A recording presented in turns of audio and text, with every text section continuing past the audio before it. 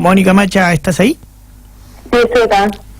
Perdón por el corte hoy abrupto, pero bueno, cuando tomamos la comunicación y la entrevista. Dale. Estábamos hablando de la semana pasada, salió Carlitos Castañeto en pleno exposición del jefe de gabinete Marcos Peña, de los cuales había hablado que la política de derechos humanos y seguridad del gobierno nacional era correcta o adecuada. ¿Qué opinión te genera eso? Bueno, a ver, desde el paradigma con el que ellos se manejan, que tiene que ver con un paradigma bien punitivista y donde además intentan dar la imagen de fuerzas de seguridad que están activas y que cada vez tienen un despliegue mayor en el territorio, entiendo que desde ese punto de vista ellos lo vean como eficaz. A mí me parece que en definitiva lo que se está haciendo es generando una instancia vía el Ministerio de Seguridad de un nivel de disciplinamiento y de represión como no se había visto en muchísimo tiempo, y a eso se le suma también esta idea de sumar a las Fuerzas Armadas también en temas de seguridad interior, que me parece muy grave porque esto también pone de algún modo en quiebre o pone en cuestión el pacto de la democracia, el pacto que más allá de las diferencias partidarias que pudimos tener a lo largo de estos 30 y pico de años, siempre eso se sostuvo porque, bueno, por nuestra propia historia, por lo que significó la marca de la dictadura en nuestra historia, y de repente, bueno, tenemos una ministra y una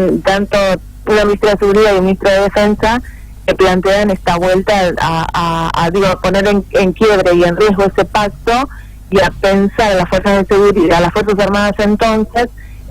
participando de temas de seguridad interior. Así que a mí me parece que eso es muy grave. Me parece que lo que pasó con Santiago Maldonado, con Rafael Nahuel, lo que pasó en Tucumán, lo que va pasando en muchas de las manifestaciones que llevamos adelante, está ese riesgo latente y a veces explícito de represión, de persecución. El caso Astilleros acá en La Plata. El caso Astilleros acá en La Plata. Totalmente, lo de Astilleros en La Plata, totalmente. Eso me parece entonces que estamos en un contexto bien grave y que lejos de estar con una política de seguridad que respete los derechos humanos y que cumpla el rol que tiene que cumplir, estamos realmente en un contexto de mucho riesgo y de mucho peligro. Mónica, pensando en esta construcción desde la seguridad que tiene el gobierno de un Estado vigilante, de un Estado de control, de un Estado represivo, ¿cómo analizás los casos de persecución política? Porque la verdad que desde que asumió el gobierno de Cambiemos hemos tenido presos políticos desde Milagro Sala hasta la intención de llevar a una detención a Cristina Fernández de Kirchner. Me parece que son los modos de esta etapa, de esta época que lleva adelante un gobierno que es neoliberal, que es neocolonial y que en ese punto ya no son los métodos de la dictadura, claramente, y aparte ellos llegan vía el voto popular, eso es innegable en las elecciones, o sea, como que todo eso le da un contexto diferente en principio, pero después en las prácticas tienen muchas similitudes con gobiernos autoritarios, porque es esta cuestión de encarcelar o de perseguir y de hostigar a los líderes y lideresas opositoras, y esto es muy marcado, ¿no? Esto es como que no es un hecho aislado, sino que es un modo de poder pensar la política desde su concepción. Entonces, me parece como que es difícil para nosotros y nosotras hoy poder conceptualizar lo que estamos viviendo, porque si decimos que es una dictadura sabemos que no sería esa la palabra adecuada, pero tampoco que estamos en democracia, porque hay cosas que se van realizando, que se van llevando a cabo, y aunque los propios, ayer justamente discutíamos en la Comisión de Derechos Humanos, y donde aparecían los legisladores del oficialismo planteando que todas las denuncias que nosotros y nosotras estábamos haciendo tanto, bueno, vos hablás de persecución a referentes muy importantes de nuestros espacios políticos, pero yo a eso le sumaría también la persecución a trabajadores, el espionaje, las amenazas a trabajadores y trabajadoras que plantean resistencia a este modelo de ajuste, y aparecen ahí entonces distintos modos de vigilancia y de persecución.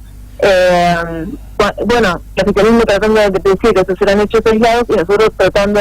de mostrar que tantas veces ocurren distintos espacios, en distintas instituciones, en distintas provincias, de modo que nos permite concluir que no se trata de hechos aislados,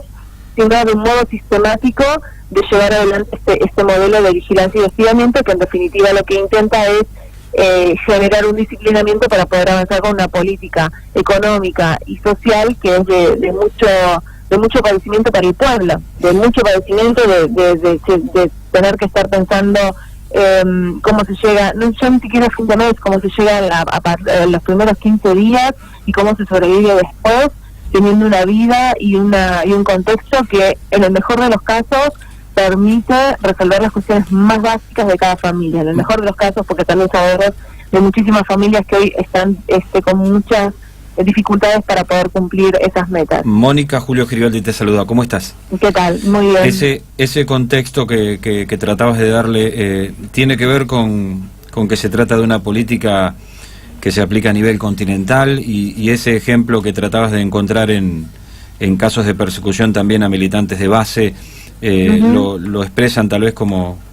botón de muestra la situación que padecen quienes llevan adelante una tarea como la de la Garganta Poderosa, por ejemplo. Totalmente. Ellos también, digo como un ejemplo de este tipo de persecución, inclusive de una persecución en el territorio concretamente, pero también a eso se le suman los dichos de la propia ministra en los medios de comunicación. Digo, es de una complejidad, una articulación muy perversa, porque no alcanza solamente con la represión y el hostigamiento en el territorio. Además lo difunden desde su perspectiva, ¿no? Diciendo cualquier cosa, interpretando las cosas de cualquier modo a propósito para poder dar un mensaje político. Y entonces recuerdo que lo que pasó con la Garganta Poderosa y con los compañeros de la Garganta Poderosa tiene que ver con eso también, sin duda.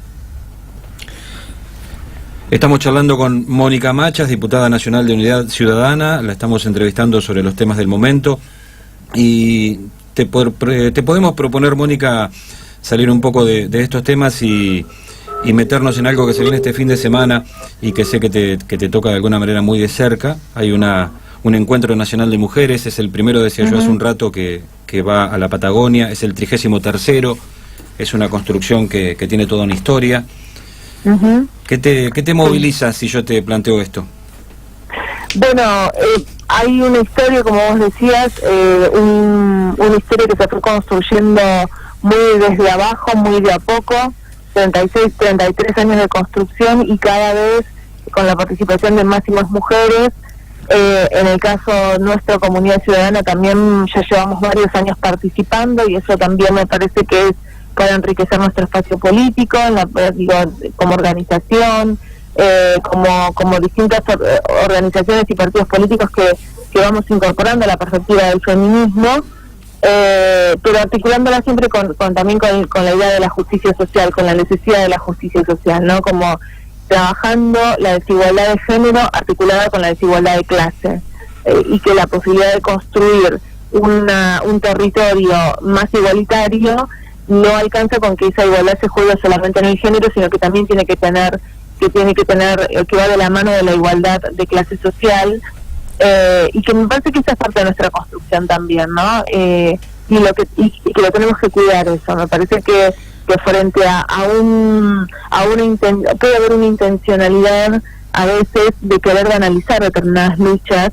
y de querer pensarlo como algo que en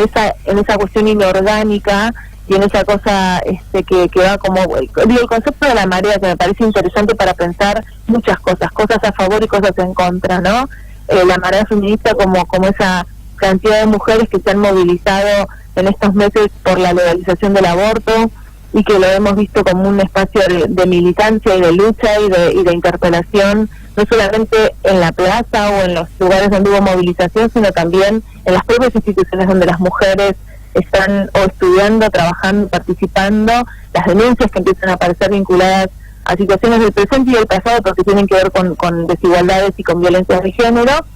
Y yo le agrego a eso, bueno, no perder de vista que todo esto, por lo menos desde mi perspectiva, y lo pongo a discusión, tiene que estar articulado en el marco también de una discusión sobre los partidos políticos, que es con los partidos políticos, que porque en definitiva, por lo menos quienes militamos en organizaciones políticas y concebimos la democracia como una democracia de partidos políticos, lo que queremos también es que esa perspectiva feminista ingrese, sea, digamos, y se interpele las construcciones partidarias para fortalecerlas, para hacerlas en todo caso más democráticas, no para romperlas, ¿no? Mónica, volviendo en este marco de la concepción, el Encuentro Nacional de Mujeres, y volviendo al presupuesto 2019 que habíamos empezado al principio de la conversación, ¿considerás que hay varias compañeras que han salido a denunciar que hay un vaciamiento en el área presupuestaria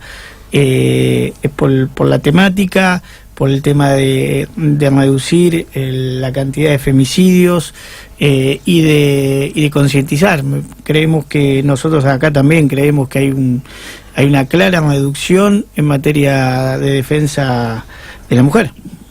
Sí, totalmente. Yo creo que hay una incoherencia entre lo discursivo y entre lo que plantea la propia titular del Instituto Nacional de las Mujeres, Fabiana Túñez, que la he escuchado en varias oportunidades porque ha venido a plantear al Congreso o informes de gestión o una postura frente a determinados temas. Me parece que hay un discurso ahí que va por un lado y un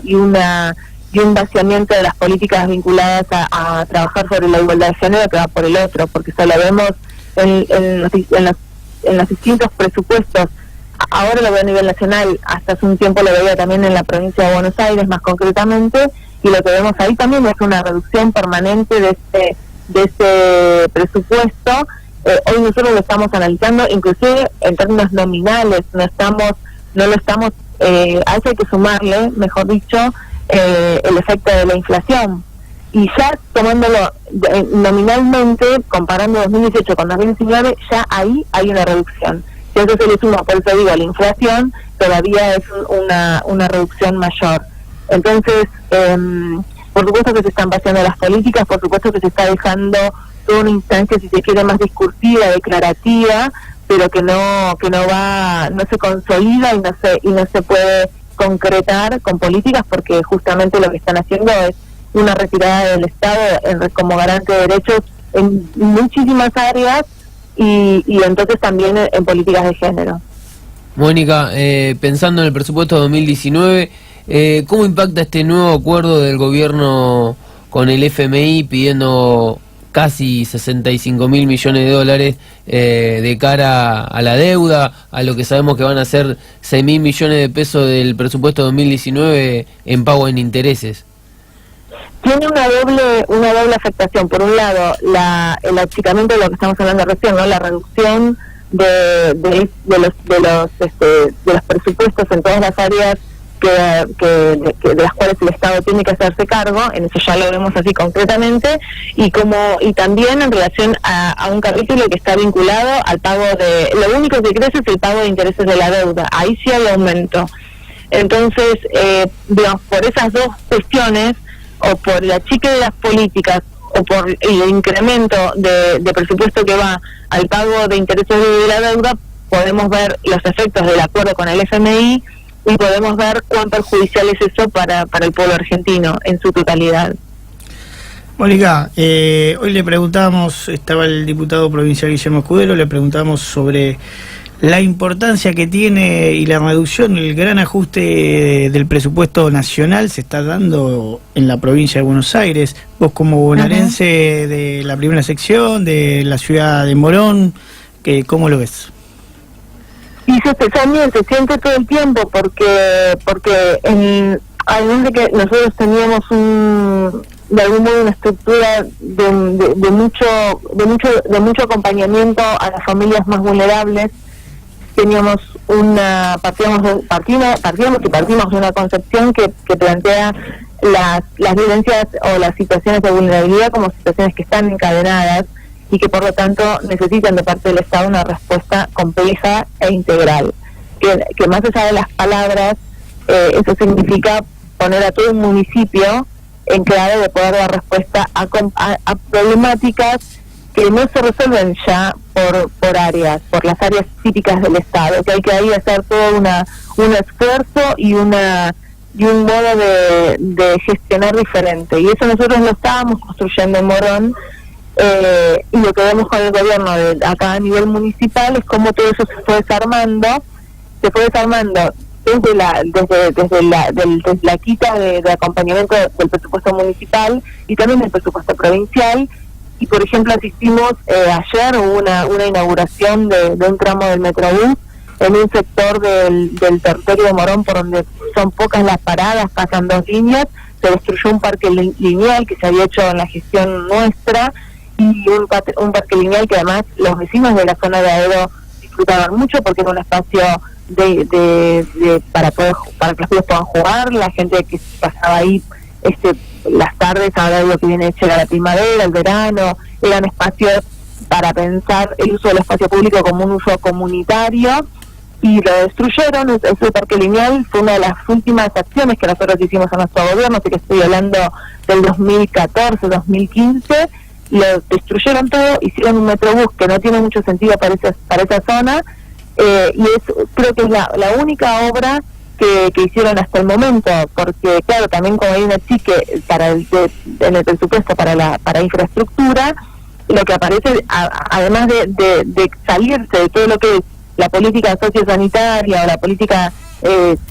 vinculada al trabajo, a la creación de empleo y al trabajo de las pequeñas y medianas industrias y demás, además de ese alejamiento y de dejar de lado esas áreas, lo único en que se suponía que iban a trabajar era vinculado a la infraestructura más vinculada al espacio público. Bueno, después cuando vamos a ver qué es lo que hicieron solamente el Metrobús, y con estas condiciones y con estas características, que en definitiva se somete a la población a un gasto absolutamente innecesario, desatendiendo un montón de necesidades básicas que hoy están en riesgo. Mónica, sé que estamos exagerando con tu tiempo, que tenés otras obligaciones, pero te quiero hacer 2 en una, como para agradecerte ya de antemano la gentileza. Una, en relación al presupuesto, si considerás que ante ese debate que se viene de presupuesto 2019, vale abstenerse, digamos, o si eso es ser funcional a... casi que te lo diría por sí o por no, pero bueno, vos lo desarrollarás un poco más. Y la otra es preguntarte, con este panorama que hemos estado detallando, ¿cómo imaginás el 2019 desde lo eleccionario, desde el desafío de construir masa crítica para ofrecer una alternativa a la ciudadanía que está padeciendo esta política que se aplica hace 3 años por parte del gobierno nacional y por ende el provincial? 2 en una. Bien, sobre la abstención me parece que es una trampa, que es un modo para algún sector político de intentar quedar bien con la población, pero nosotros sabemos, y estaría bueno que podamos difundirlo lo más que se pueda, que abstenerse es ser absolutamente funcional a Cambiemos,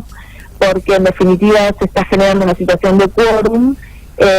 y se deja en minoría la posición nuestra de Unidad Ciudadana y Frente para la Victoria, que es votar en contra. Entonces nosotros quedaríamos en minoría, los otros espacios políticos que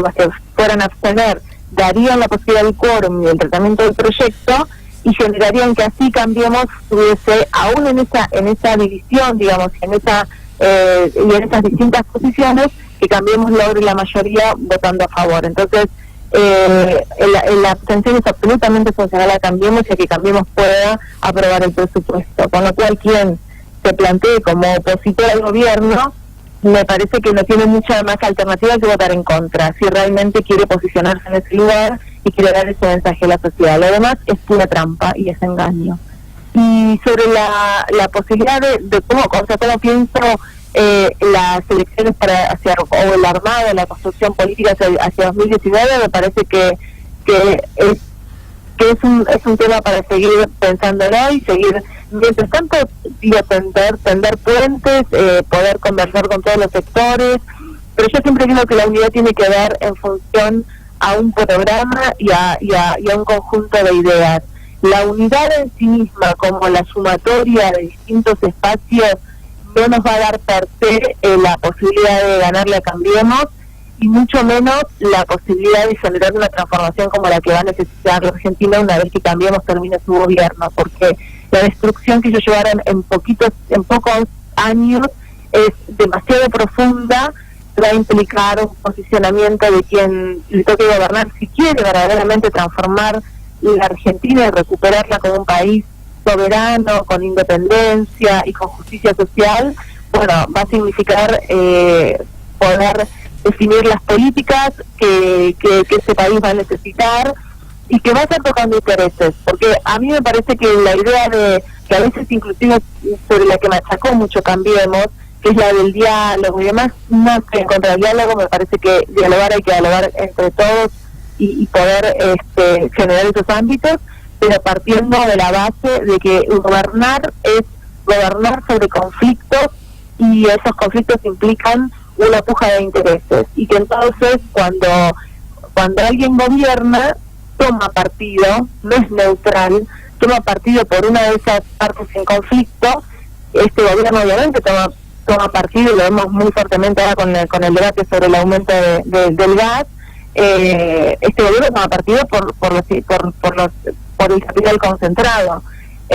Nosotros tomábamos partido por los intereses del pueblo y por un proyecto que tenía que ver fuertemente con la distribución de la renta. Obviamente hay sectores que frente a esas definiciones, en el caso nuestro, se quedaban disconformes y así lo demostraban. Del mismo modo que frente a lo que está haciendo Cambiemos, también hay sectores del pueblo que se están organizando y dando cuenta con su acción que están disconformes y que ya no se puede sostener más ese nivel de aumentos, o esa idea inclusive de tener que garantizar o cuidar la rentabilidad de las empresas cuando son empresas privadas, cuando son empresas que están teniendo una rentabilidad histórica. Y entonces creo que la unidad tiene que ser también con estas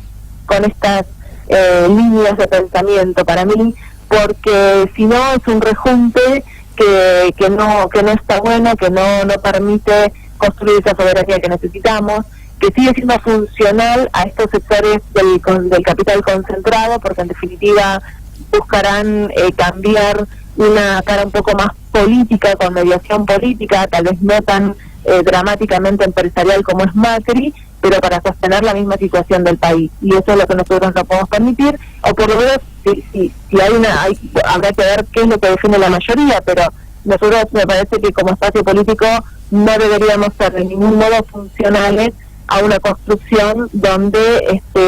en definitiva no quede tan claro el lugar donde está posicionado este proyecto político, que tiene que estar posicionado siempre a favor de los intereses del pueblo. Mónica, te agradecemos por tu participación, la entrevista, y la verdad por toda tu militancia y coherencia del lado del campo popular, tu trayectoria. Tanto tuve la suerte de conocerte acá en el Senado de la provincia y ahora como diputada nacional. La verdad, te agradecemos por tomarte el tiempo de atendernos.